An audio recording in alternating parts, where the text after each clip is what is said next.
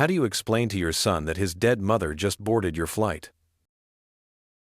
That's what happened to me. The cabin lights dimmed, engines whispering their endless hum.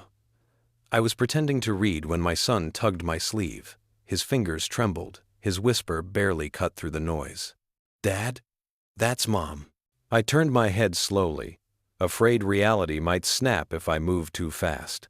2 rows ahead, aisle seat, there she was, laughing, breathing, alive.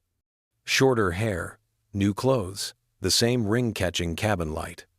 3 years since her funeral. 3 years since I buried her beside a stone with my name already carved next to hers.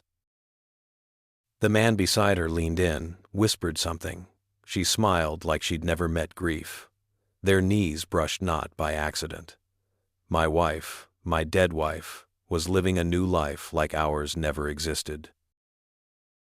"Eat your snack," I told my son. He didn't, neither did I.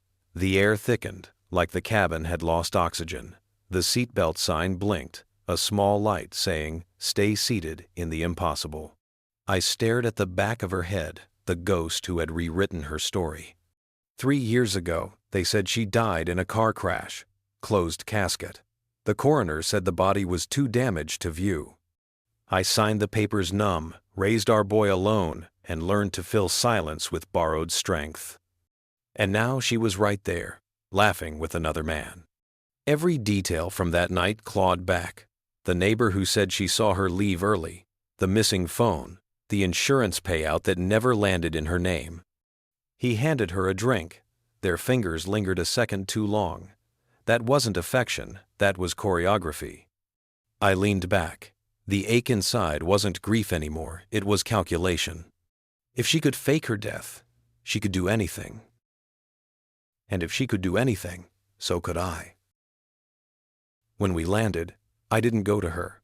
She didn't see us. I held my son's hand too tight and watched her vanish into the crowd like she had 3 years ago. By nightfall, I knew her hotel. By morning, I had her room number. I didn't knock, didn't confront. I started building the truth, piece by piece. Bank records, property deeds, hidden accounts. A new name, Anna Collins. The man, James Turner. No history older than 5 years. They weren't just lovers, they were partners in a shared escape. That sense of that. I told my son I needed to check on something. He didn't need this wait. He still believed the world made sense.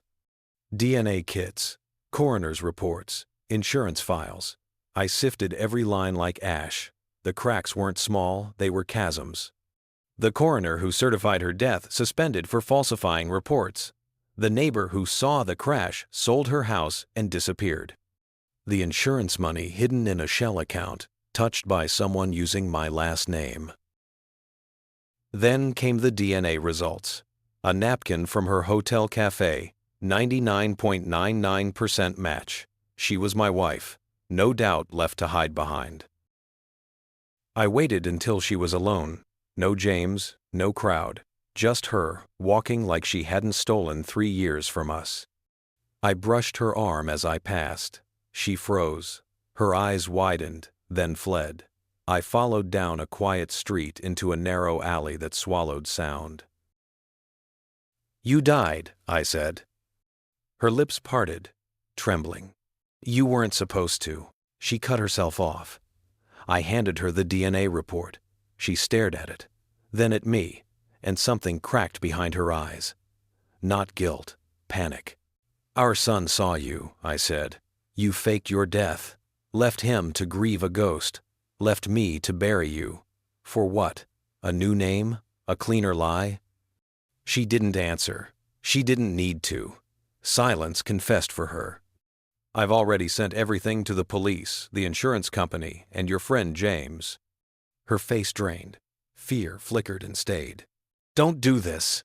I pulled my arm free. My voice held. "You already did." I walked away, didn't look back. On the flight home, my son asked if I'd seen her again. "She's gone for good this time," I told him. He nodded, watching clouds stretch beyond the window. For the first time in years, I felt nothing. Not rage, not sorrow, just quiet balance, like the universe had finally exhaled. She built her freedom by erasing me. I ended hers by making her visible again. For people like her, exposure is a slow death. The dead can haunt you, but the living can bleed. And I made sure she'd bleed quietly, forever.